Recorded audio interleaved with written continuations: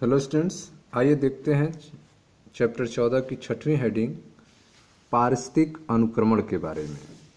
पारिस्थितिक अनुक्रमण क्या होता है, ठीक है, तो इसको ध्यान से हम लोग समझते हैं।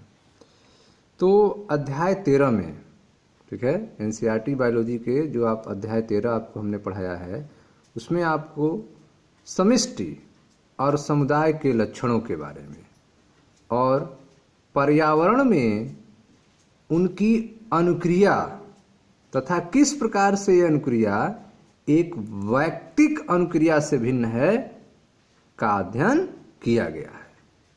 ठीक है, अध्याय 13 में आपने यह जाना कि समष्टि और समुदाय के लक्षणों के बारे में और पर्यावरण में उनकी अनुक्रिया कैसी होती है और यह जो अनुक्रिया है, ठीक है, किस प्रकार ये अनुक्रिया एक वैयक्तिक अनुक्रिया से भिन्न है, इन सारी चीजों का अध्ययन आपने अध्याय 13 में किया है।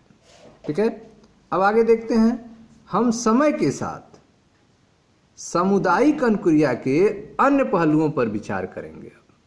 ठीक है, समय के साथ सामुदायिक अनुक्रिया के अन्य पहलुओं पर हम विचार करते हैं। ठीक है, तो पारिस्थितिक अनुक्रमण के बारे में हम लोग देखते हैं।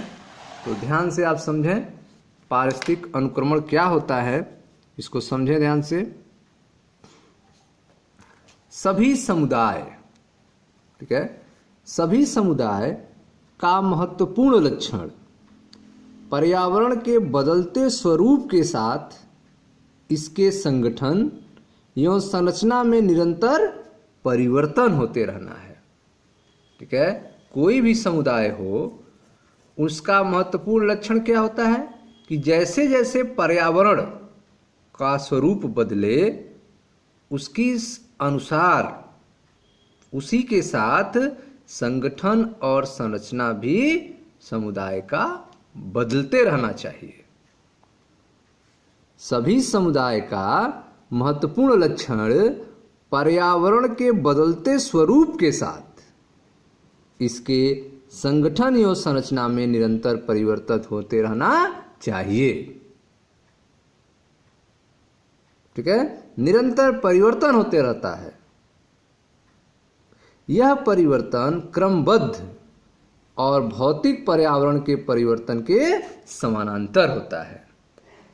ठीक है, तो यह जो परिवर्तन होता है वह क्रमबद्ध और भौतिक पर्यावरण के परिवर्तन के समांतर होता है। तो आप देख रहे हैं कि सभी समुदाय का जो महत्वपूर्ण लक्षण होता है कि वह पर्यावरण के बदलते स्वरूप के साथ इसके संगठन और संरचना में निरंतर परिवर्तन होते रहना है, और यह परिवर्तन क्रमबद्ध और भौतिक पर्यावरण के परिवर्तन के समांतर होता है। अंततः यह परिवर्तन एक समुदाय को गठित करता है, एक समुदाय को तैयार करता है जो कि पर्यावरण से संतुलन के नजदीक है, और इसे चरम समुदाय कहा जाता है। ठीक है, तो आप देख रहे हैं कि अंततः जो परिवर्तन हो रहा है, यह परिवर्तन एक समुदाय को गठित करता है, एक कम्युनिटी को तैयार करता है जो कि पर्यावरण से संतुलन के नजदीक हैं, और इसे चरम समुदाय कहा जाता है। एक सुनिश्चित क्षेत्र की प्रजाति संरचना को उचित रूप से आकलित परिवर्तनों को पारिस्थितिक अनुक्रमण कहते हैं। पारिस्थितिक अनुक्रमण क्या होता है? एक सुनिश्चित क्षेत्र की प्रजाति संरचना को, एक सुनिश्चित क्षेत्र की प्रजाति संरचना को उचित रूप से आकलित परिवर्तन को पारिस्थितिक अनुक्रमण कहते हैं। एक सुनिश्चित क्षेत्र की प्रजाति संरचना में उचित रूप से आंकलित परिवर्तन को ही पारिस्थितिक अनुक्रमण कहते हैं। अनुक्रमण के दौरान कुछ प्रजातियां एक क्षेत्र में नई बस्ती बना लेती हैं और इनकी जनसंख्या अनगिनत हो जाती है, जबकि दूसरी प्रजातियों की जनसंख्या घटती चली जाती है और यहाँ तक कि अदृश्य हो जाती है। ठीक है। तो आप देख रहे हैं कि पारिस्थितिक अनुक्रमण होता क्या है। तो पारिस्थितिक अनुक्रमण जो है एक सुनिश्चित क्षेत्र की प्रजाति संरचना में उचित रूप से आंकलित परिवर्तन को ही पारिस्थितिक अनुक्रमण कहते हैं। ठीक है। अनुक्रमण के दौरान कुछ प्रजातियां एक क्षेत्र में नई बस्ती बना लेती हैं और जिनकी जनसंख्या अनगिनत हो जाती है, जबकि उसी क्षेत्र में दूसरी प्रजातियों की जनसंख्या घटती चली जाती है और यहां तक कि अदृश्य हो जाती है। समुदाय का संपूर्ण क्रम जो दिए हुए क्षेत्र में सफलतापूर्वक परिवर्तित होता है उसे क्रमक कहते हैं। क्रमक क्या होता है? समुदाय का संपूर्ण क्रम जो दिए हुए क्षेत्र में सफलतापूर्वक परिवर्तित होता है उसे क्रमक कहते हैं। विशेष परिवर्तनशील समुदायों को, ठीक है, विशेष परिवर्तनशील समुदायों को क्रमकी चरण या क्रमकी समुदाय कहा जाता है। ठीक है। तो जो विशेष परिवर्तनशील समुदाय हैं उनको क्रमकी चरण या क्रमकी समुदाय कहते हैं। अनुक्रमकीय क्रमकी चरणों में जीवों की प्रजातियों की भिन्नता, जीव और प्रजातियों की जनसंख्या वृद्धि, साथ ही संपूर्ण जैव मात्रा में वृद्धि जैसे परिवर्तन होते हैं। ठीक है। तो जो अनुक्रमकीय क्रमकी चरण है, अनुक्रमकीय क्रमकी चरणों में जीवों की प्रजातियों की भिन्नता, जीव और प्रजातियों की जनसंख्या वृद्धि और साथ ही संपूर्ण जैव मात्रा वृद्धि जैसे परिवर्तन होते हैं।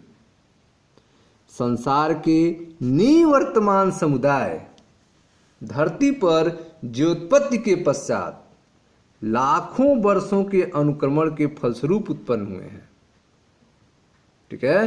तो आप देख रहे हैं कि संसार में जो वर्तमान में समुदाय दिख रहे हैं धरती पर, जो कम्युनिटी दिख रही है धरती पर, उसको तैयार होने में लाखों वर्ष लगे हैं। संसार के निवर्तमान समुदाय धरती पर ज्योत्पत्ति के पश्चात, जीवन की उत्पत्ति के बाद लाखों वर्षों के अनुक्रमण के फलस्वरूप उत्पन्न हुए हैं। वास्तव में अनुक्रमण एवं विकास उस समय समानांतर प्रक्रियाएं थी। उस समय अनुक्रमण और विकास क्या था? समानांतर प्रक्रिया थी। ठीक है। तो आप देख रहे हैं कि धरती पर जीवन की जब उत्पत्ति हुई उसके बाद लाखों वर्षों में अनुक्रमण के कारण पेड़ पौधे उत्पन्न हुए। ठीक है। तो उस समय वास्तव में अनुक्रमण और विकास समानांतर प्रक्रिया चल रही थी। अतः अनुक्रमण एक प्रक्रिया है। अनुक्रमण क्या है? एक प्रक्रिया है जो वहां शुरू होती है जहां कोई सजीव नहीं होते हैं, अथवा कोई ऐसा क्षेत्र जहां कभी कोई सजीव नहीं रहा हो, वहां पर अनुक्रमण की प्रक्रिया शुरू होती है, पौधों का बनना शुरू होता है। ठीक है। तो अनुक्रमण क्या है? अनुक्रमण एक प्रक्रिया है जो वहां शुरू होती है जहां कोई सजीव नहीं होते हैं, अथवा कोई ऐसा क्षेत्र जहां कभी कोई सजीव नहीं रहा हो, जैसे नग्न पत्थर। ठीक है। खाली पत्थर, नग्न पत्थर, या फिर ऐसा क्षेत्र जहां के सभी जीव जो कभी वहां रहते हैं किसी प्रकार से लुप्त हो गए हैं, ऐसे जगह पे। ठीक है। तो नग्न पत्थर पर अगर जीवन की शुरुआत होगी, पेड़ पौधे उगना शुरू होंगे, तो इसे प्राथमिक अनुक्रमण कहते हैं। और ऐसे जगह जहां जीव रहते थे किसी कारण समाप्त हो गए हैं, फिर वहां शुरुआत हो रही है तो इसे द्वितीयक अनुक्रमण कहा जाता है। ठीक है, तो अनुक्रमण एक प्रक्रिया है जो वहां शुरू होती है जहां कोई सजीव नहीं होते हैं अथवा कोई ऐसा क्षेत्र जहां कभी कोई सजीव नहीं रहा हो, जैसे कि नग्न पत्थर, या फिर ऐसा क्षेत्र जहां सभी जीव जो कभी वहां रहते थे किसी प्रकार नष्ट हो गए। पहले को प्राथमिक अनुक्रमण कहते हैं जबकि दूसरे को द्वितीयक अनुक्रमण के रूप में जाना जाता है। ठीक है, तो प्राथमिक अनुक्रमण अर्थात जो नग्न पत्थर हैं उन पे पौधों का उगना। प्राथमिक अनुक्रमण पाए जाने वाले क्षेत्रों का अनुक्रम है तुरंत अर्थात नया, ठंडा लावा, नग्न पत्थर, नव विकसित तालाब या जलाशय। प्राथमिक अनुक्रमण कहाँ पाया जाएगा? लावा उत्पन्न हुआ हो जो तुरंत उत्पन्न हुआ और ठंडा हो रहा हो उस पे, नग्न पत्थर पे, नव विकसित तालाब और जलाशय पे प्राथमिक अनुक्रमण वाले क्षेत्र होते हैं।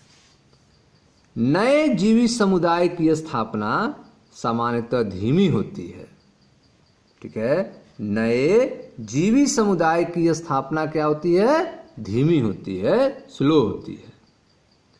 विविध जीवों के जीवी समुदाय की संस्थापना से पहले वहाँ उपजाऊ मिट्टी अवश्य होनी चाहिए। ठीक है, अलग अलग जीवों के जीवी समुदाय की स्थापना से पहले वहाँ क्या होनी चाहिए? उपजाऊ मिट्टी अवश्य होने चाहिए। अधिकतर जलवायु की निर्भरता के आधार पर प्राकृतिक रूप से उपजाऊ मिट्टी के उत्पादन में कई सौ से कई हजार वर्ष लग जाते हैं। ठीक है, तो प्राकृतिक रूप से उपजाऊ मिट्टी बनने में कई सौ से लेकर कई हजार वर्ष लग जाते हैं।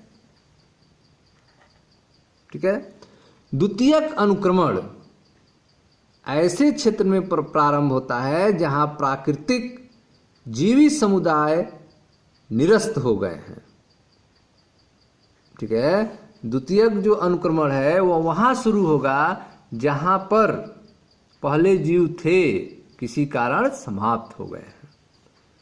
द्वितीयक अनुक्रमण ऐसे क्षेत्र में प्रारंभ होता है जहां प्राकृतिक जीवी समुदाय निरस्त हो गए हैं, जैसे कि पूरी तरह से छोड़ी गई कृषि योग्य भूमि, पूरी तरह से छोड़ी गई कृषि योग्य भूमि, जले या कटे वन, बाढ़ से प्रभावित जमीन। ठीक है, जबकि कुछ मिट्टी या अवसाद इनमें उपस्थित रहते हैं। अनुक्रमण की क्रिया प्राथमिक अनुक्रमण की अपेक्षा तेज होती है। तो जो द्वितीयक अनुक्रमण की क्रिया होगी वह प्राथमिक अनुक्रमण से तेज होती है। क्यों? क्योंकि यहाँ पर कुछ मिट्टी या अवसाद उपस्थित रहते हैं। साधारणतया पारिस्थितिक अनुक्रमण का विवरण वानस्पतिक परिवर्तन पर केंद्रित होता है।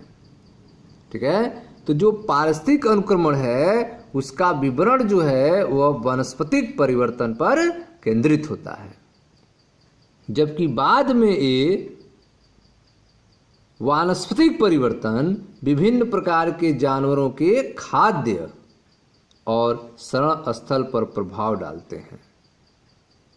ठीक है, तो साधारणतया जो पारिस्थितिक अनुक्रमण का विवरण है वह वानस्पतिक परिवर्तन पर केंद्रित होता है, जबकि बाद में ये वानस्पतिक परिवर्तन विभिन्न प्रकार के जानवरों के खाद्य हैं और शरण स्थल पर प्रभाव डालते हैं। जैसे जैसे अनुक्रमण बढ़ता है जानवरों के प्रकार एवं संख्या तथा अपघटक भी बदलते हैं।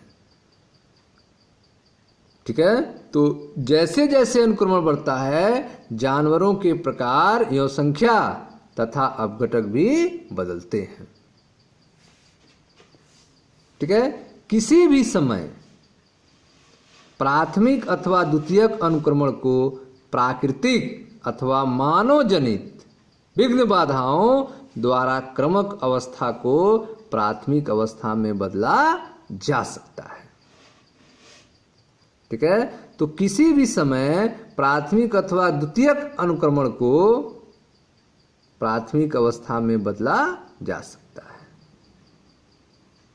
ठीक है, तो किसी भी समय प्राथमिक अथवा द्वितीयक अनुक्रमण को प्राकृतिक अथवा मानव जनित विघ्न बाधाओं जैसे कि आग, जंगल का काटना इत्यादि द्वारा क्रमक अवस्था को प्राथमिक अवस्था में बदला जा सकता है। इन बाधाओं से ऐसी नई स्थितियां, अवस्थाएं पैदा हो जाती हैं जिससे नई जातियों को प्रोत्साहन मिलता है तथा अन्य जातियां हतोत्साहित होती हैं अथवा निष्कासित हो जाती हैं। ठीक है, तो आप देख रहे हैं कि इन बाधाओं से नई स्थिति, नई अवस्था पैदा होती है जिससे नई जातियों को प्रोत्साहन मिलता है तथा अन्य जातियां हतोत्साहित होती हैं और निष्कासित हो सकती हैं।